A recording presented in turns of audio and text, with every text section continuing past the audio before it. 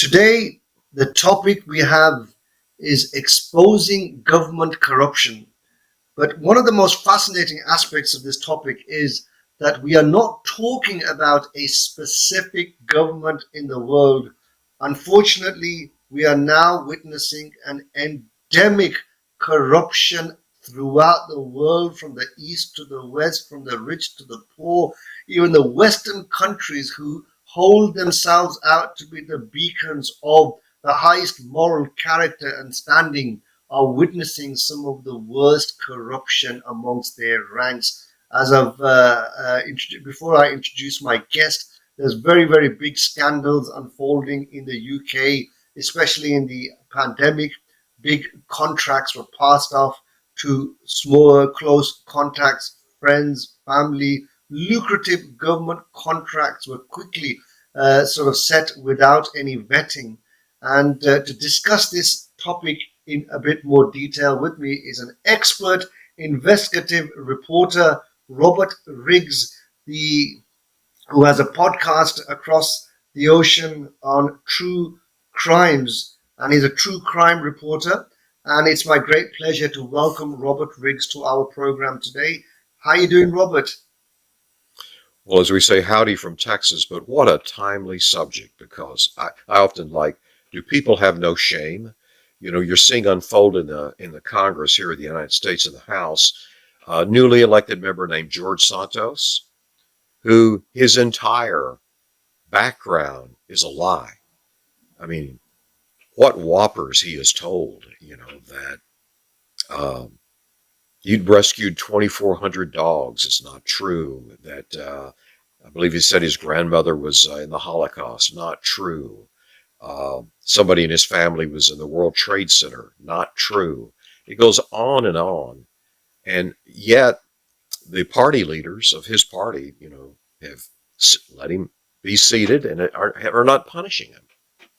That's Why is that, and it Robert? gets bigger from there. Why are these people getting away with it? That's the most amusing and shocking thing to me, that we are letting them tell us lies after lies after lies. In the United States, I think it's become easier because the free press here is not what it used to be. In 2008, with the recession, many news organizations were gutted, and their veteran reporters laid off, let go, and they've never come back. And many of these big mainstream companies, I believe, have been more interested in making money than spending money on investigative reporting. And investigative reporting is expensive because you have to have lawyers that are looking over your scripts and working with you, as well as defending you in court. And, even if you're right, they don't really care these days. They don't want to suffer the expense of a defense. So I can't imagine in other countries what's going on, but I do know that the kind of investigative reporting across the country at newspapers and television stations has been gutted. And no one's watching. No one's watching our city councils that do contracts. No one's watching our county governments, and no one's watching our state governments where contracts are put out. And my belief is there are a lot of crooks having a field day, and this desire to be rich. It's this unimaginable lust for power, lust for wealth, lust for name and fame, which seems to have overtaken people. And sometimes, I mean, the best example is Donald Trump. Okay, like him or loathe him, but here's a guy who outwardly was financially successful, already, what's the word, in his senior mature years, but he still had that lust for power, and it seems like he's still not letting go of that. I think a lot of it has to do with the pervasive nature of social media. Um, the stuff on Instagram and other apps, you know, of celebrities and all, it's not real. They have teams putting this together, but I think it feeds this lust of, oh, I want to be that. I want to be like that. Why can't I be that way? And I'll be that way no matter what I have to do. Um, I think the character of trust is in such short supply these days. And I grew up at a time in Texas when in Texas was more agriculture and ranching and stuff where people did contracts on a handshake. I'd never dream of doing that today, but used to. It was what was really important is to my reputation was my word, your word. I give you my word, I'm going to do this. And then if you didn't, you'd get around real fast. So, and the community as a whole kind of holds you responsible. You'd be an outcast. But that doesn't hold true anymore. You see, at the same time, Robert, this is an indictment on us, me, you, the larger, wider public, the electorate, because we're the ones who keep electing and voting these people in again and again. So if the system is broke, why are we not changing it? And in the UK, we have mainly a two-party system. And one politician, an independent politician, summed it up very nicely, saying that no matter who you vote, you always get the government. And both parties are two cheeks belonging to the same ass, right? So, I like that. so we're voting for these people consistently ourselves. Yes, and the problem in the States is how much money comes into campaigns. And, the Supreme Court had some rulings here that just opened it up to corporations and corporate money coming in. And, and I've known members of Congress more recently, and literally they spend a portion of every day on the phone raising money for their campaigns. The campaigns are so expensive and so much money flows in. And I think I think there's a corrupting influence in the sense that you know it's hard to say no, and it's hard to say your company shouldn't be doing this if you're taking so much money from them. You feel just as a person you'd feel beholden to them. Absolutely, absolutely. Because it's a form of bribery, really, because you are paying for that campaign and you are winning favors from those politicians. And somebody else summed it very nicely that the politicians we choose are just an embodiment of us as the society that we live in now. This is a reflection of our character, my character, and your character. I speak mostly about myself. I'm a sinful and person with so many shortcomings because the people that we choose as politicians to represent us come from amongst us. So if the politicians are corrupt, it means the society at large is morally bankrupt and full of the same lusts and desires and debauchery. What do you think? Well, I worked in Congress as a staffer. I actually worked for the member that started the Watergate investigation, the scandal during Richard Nixon's presidency. And then my wife worked in the Senate for a powerful member of the Senate who later ran unsuccessfully as a vice presidential candidate. And there was a time years back that we called it statesmanship, or men and women ran because they wanted to do good for the country. And we began to sense this change that it became a thing of I'm rich, I've been successful in business, and now I want the prestige of being a U.S. senator or a congressman. And it's all about that and me, and not about the people. And that's one of the things I've seen happen here. Now, don't get me wrong, I see members that are really, really good, but somehow they get overshadowed by the rotten ones. And again, it's What do you think? the money. I mean, personally, I think we'd be better off if we had a limit on the time you could campaign and the amount of money that could come in. But This is presidential this is. campaigns go on here like it's almost like year round now, I and noticed this. we you often feel like the two parties in this country, the Republicans and the Democrats, are broke to the extent that great leaders don't rise to the top. You don't have a Roosevelt rising to the top, or a Churchill, great leaders that rise to the top. And it comes around the election day, you don't feel like you've got a good choice. You're like, I'm voting for the least worst Least candidate. worth one. That way. Yeah. Even locally, I remember, we have like say in Birmingham, we have council elections. Mm-hmm. There was a time where this was a completely voluntary, non-paid post. So you were getting people who genuinely were coming forward wanting to work and help the community. These were very much unknowns, people who weren't coveting name and fame, who weren't after the money, who weren't after the positions.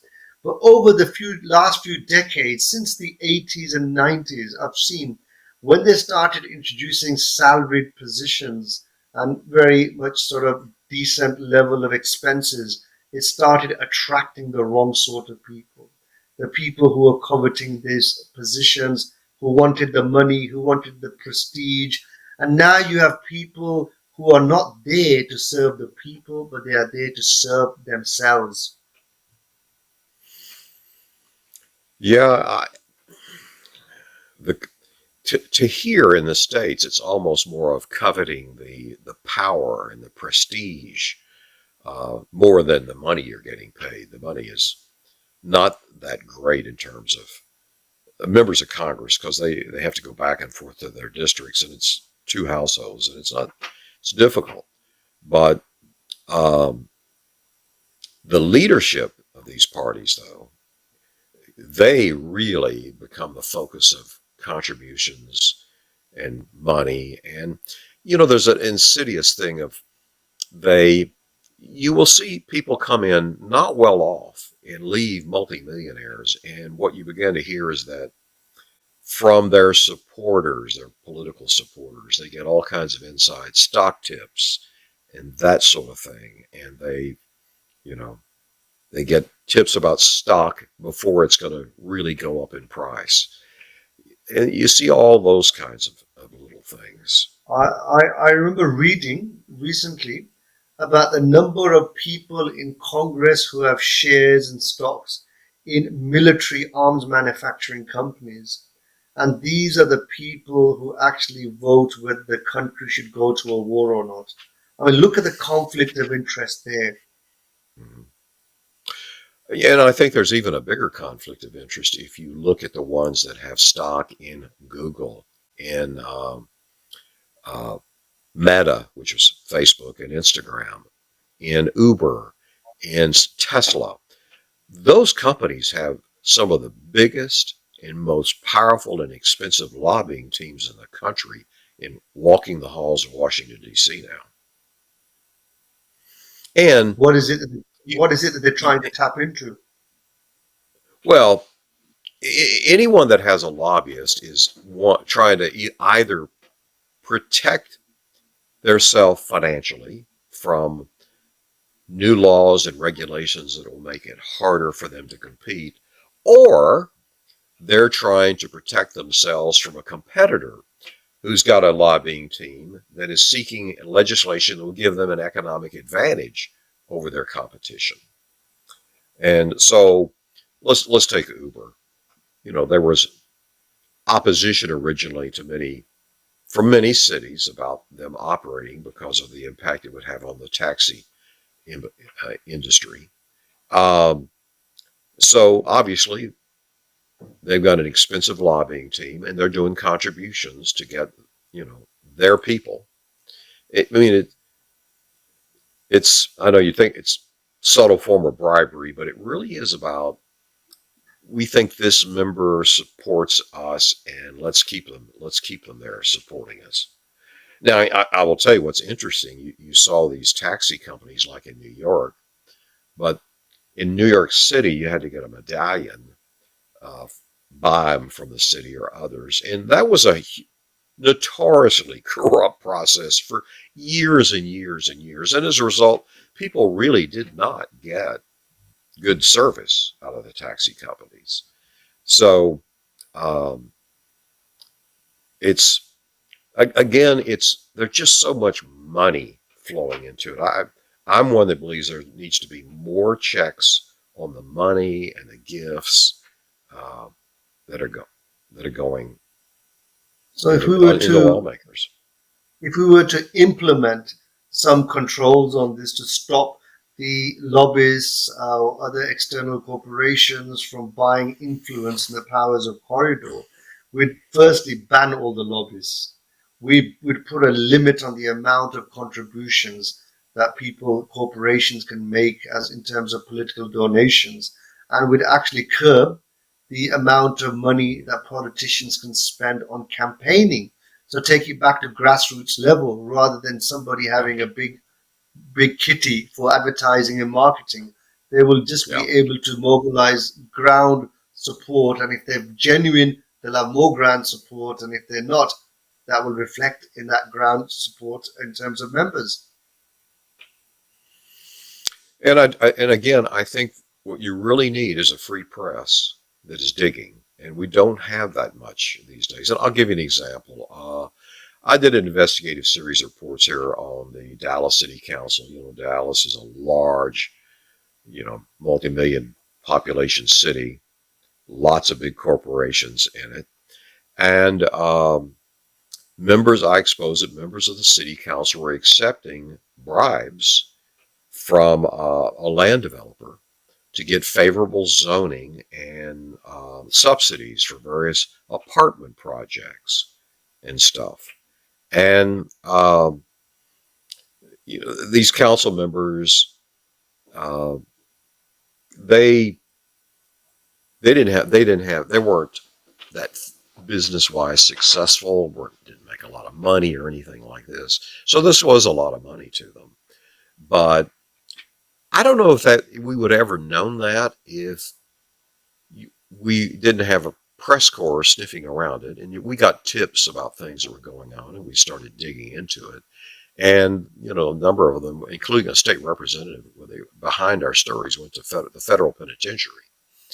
Um, Fortunately, in this country, the Federal Bureau of Investigation is charged first and foremost with looking at government corruption. The understanding here is that if you have significant government corruption, it's going to undermine your democracy. But uh, after 9/11, there became such an emphasis on terrorism that my feeling was the FBI was no longer giving attention to government corruption that it should have been giving. And when there's no one watching, people steal cookies out of the cookie jar. So is that the Human case nature. now? There actually is nobody enforcing or monitoring this level of corruption, white collar crime at higher echelons of society and politics. Not at the level that it should be. And I'll give you an example. I was a reporter, ran a bureau covering the Texas legislature. And the legislature meets once every 2 years for 180 days. And you can imagine the lobbyists and all that descend on the legislature because the bills, legislation that affects the way they do business. But with so much press there, they would really uh, find things that uh, were feeding special interest, and they would expose it. They're not there today. There used to be all these bureaus. They're not there today. So, and I often wonder, God knows what's going on under the Capitol Dome in Austin and other places because there's just not the scrutiny that there used to be. I mean, I often notice that, especially as you said, in the last 20 years or so, investigative journalism is actually on the decline, probably because there's not enough money in it, not enough resources put towards that by the so-called news agencies and TV channels. And a lot of TV channels, even the news items, you will find they've become just entertainment stations. They're more Yes. designed to entertain people. We live in a Hmm. society where everything seems to be dumbed down and no real serious investigative journalism is happening. And even the newsreaders or newscasters and journalists that you see, a lot of them are just reading a script. And you see one news item in one newspaper, it's almost identical that you see in a different newspaper. They're probably getting their feed from the same source, and there's nobody actually writing. There's not different people writing these articles. It's being written by one source and just distributed to all the rest, just to be copied and pasted. Yes. And your concern about the lack of depth in what you're talking about these stories, the reason you're seeing that is that it's inexpensive to do. You can fill time, you can entertain your audience, and you don't spend as much money. If you're going to pay investigative reporters and researchers to dig, it takes time, and time is money. And they don't. Most organizations do not want to do it. Um, every major city in the United States used to have a strong newspaper and a strong investigative unit with it. Those are basically gone. You don't really see much of that done, with the exception of the New York Times. And the New York Times can't be everywhere. Um, so, But there's only so and I, much they I can think, do. right, right. Um, I mean, I think they missed a lot about Donald Trump in the lead up to his first election. I didn't think he really got the scrutiny that he should have gotten, and sometimes other candidates get. There's a quote from the head of CBS who later got ousted because of sexual uh, inappropriate contact allegations, where he talked about loving Trump. He was good for the ratings. And I remember when he said it, I said, "Well, are you gonna look into him? This guy, he's headed to be president. Are you gonna really investigate this, or are you just gonna titillate us with, a tape of him making inappropriate comments, on a bus about a beauty contest contestant?" So, I think there's quite a few of those which he mm, put down as locker room talk. yeah. I'll tell you, I reached a point in my career. I'll contrast this. There was a point in my career that, um, if you did a story on the evening news about corruption, there was public outrage. There was outrage from members of the legislature and others. We got to let's investigate this, look into this. And then in the later stage of my career, I really began to wonder if anyone cared anymore, because you didn't get that. You didn't hear it. And then I wondered, are people's senses just being dulled by so much content with the internet and everything else, and they're busy with their life that it just like, or were they like, well, I can't do anything about this? But there was a change. There used to be a time in the States that an investigative story would really draw outrage. And, I think we've become it may be desensitized. yeah, and maybe I'm just thinking here out loud, maybe what's desensitizing us is that there's so much coming at you in social media feeds about celebrity divorces, and you know who's running around on who, or who slapped who at the Oscars, and that kind of stuff, that you do just get desensitized. But that's what I was saying earlier. We as a society, as the population at large, we've become dumbed down to Yeah, such an extent that we are no longer feeling the outrage as to yeah. what's going on out there. It's like by design, they are keeping us dumbed down with all that useless entertainment, social gossip, social media, Netflix, back to back, binge watching whatever programs and comedy and TV series, that you don't have time to raise your head and really question what your government is doing in your name. And we no longer have that intellectual capacity to really ask those questions Hmm. and to grasp what's going on. What do you think? Oh, I think that's true. Maybe some of this has to do with the decline in spirituality of religious beliefs, be it um, Islamic, Catholic, Christian, Jewish. Um, you know, my wife is Catholic, and when we've been in Europe, we'll go to services at a cathedral, and it's always struck me that they're empty. And so there's a foundation where children get their sense of, instill what's right and wrong according to the scripture. And I think the scriptures are no matter the religion, are pretty clear. All are very clear and similar on what is right and wrong about your conduct. You've hit the nail on the head there, Robert, in the sense that in the recent 2021 census of the UK, the vast majority of the population no longer identify themselves as Christian.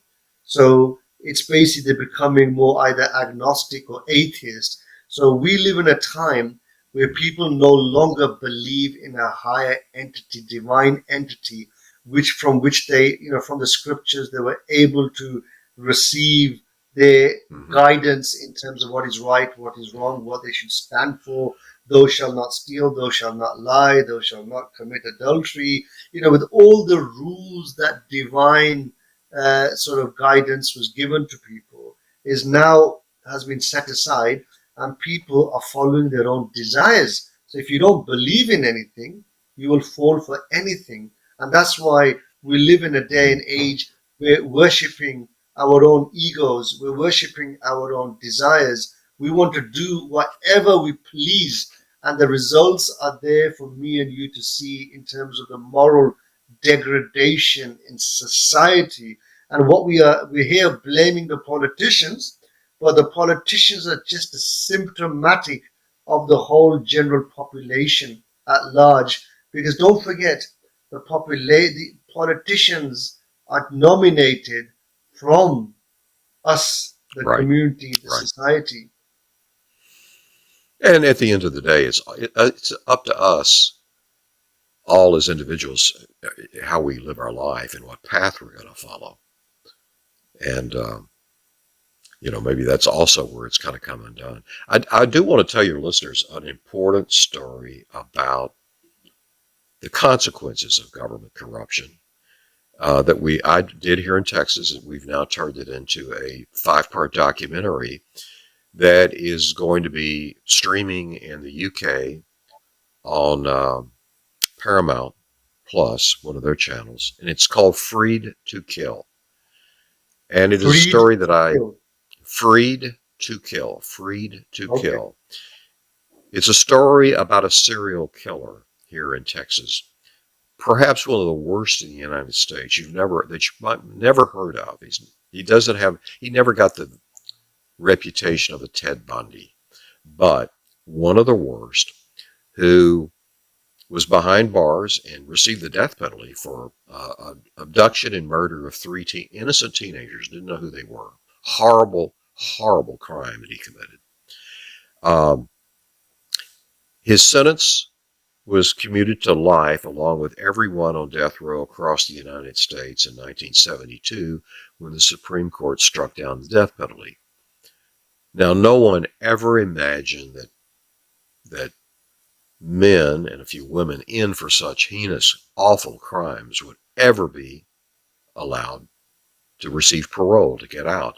But they were eligible. They became eligible for parole, but nobody imagined they would do that. Well, fast forward, it turned out our parole board in Texas was corrupt. They were selling paroles, and he got out of prison. And there were allegations that there was a $25,000 bribe paid by his family. And it was not only he, but others got out of prison that had murdered people for money.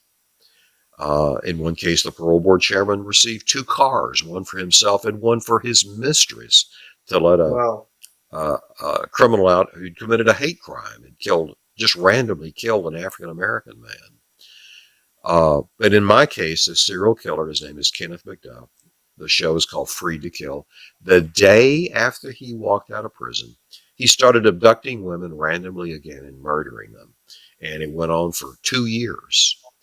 And I started investigating the parole system in Texas because suddenly there was a rash of awful crimes across the state, just a crime wave.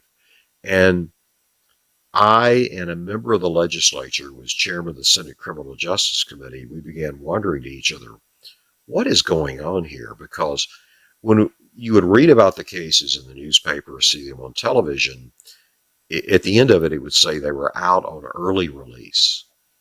And I started digging, he started digging, and I learned that more than 60 former death row inmates, and these were bad people, they awful crimes, had been allowed out on parole. They were out. And sure enough, they were out committing new crimes. But you had a system of bribery, and you had a system also of political corruption that was letting them out.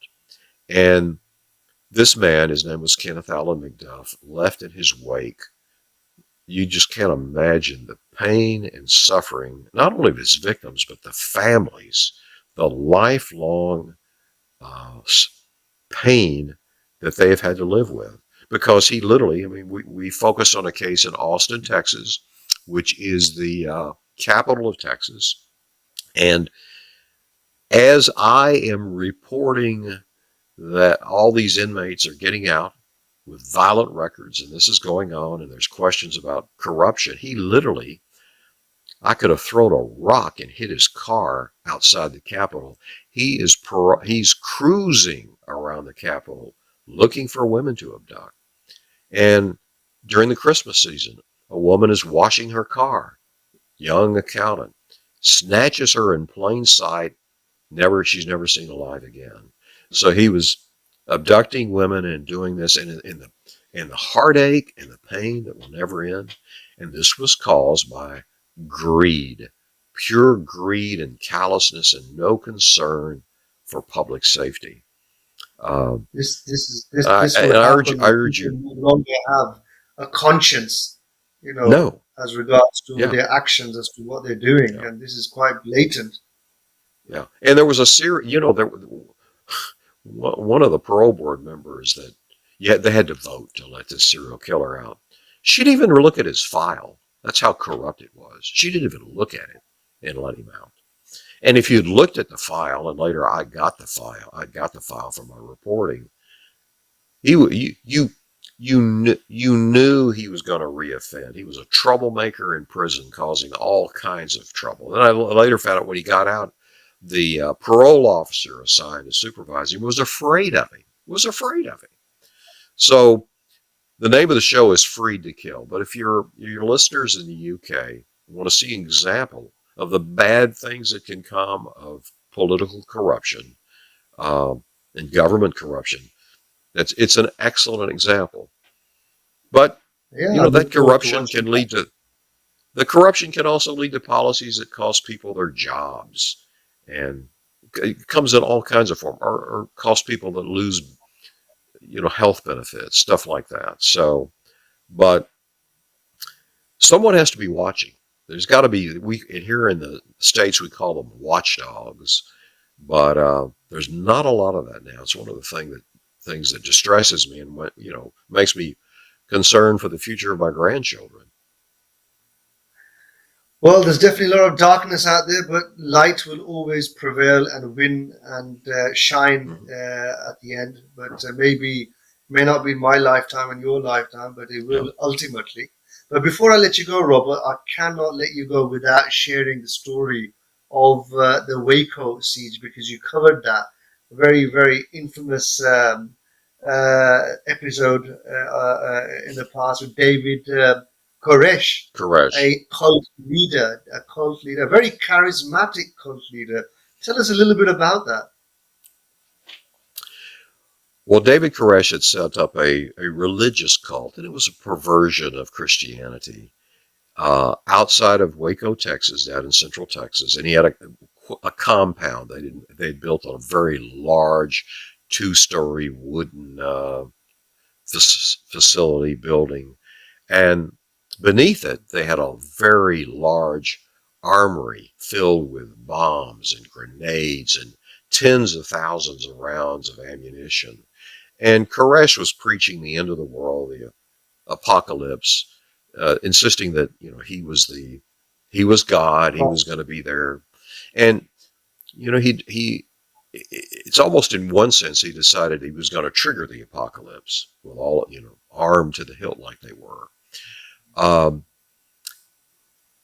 the members of the cult, and I from covering it, I arrived shortly after the shootout on the first day in which they killed a group of federal officers. I was there all 51 days to the final explosion when the place blew up. But my sense was the people that were drawn to the cult were people that were empty. They were empty vessels, and they were looking for something to fill their lives.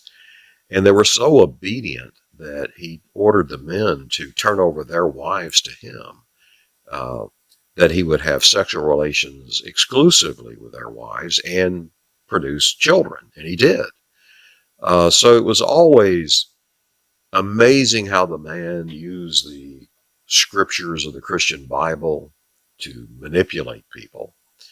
But it was one of the most bizarre things I have ever covered and witnessed in my life. And I was there day after day after day doing it.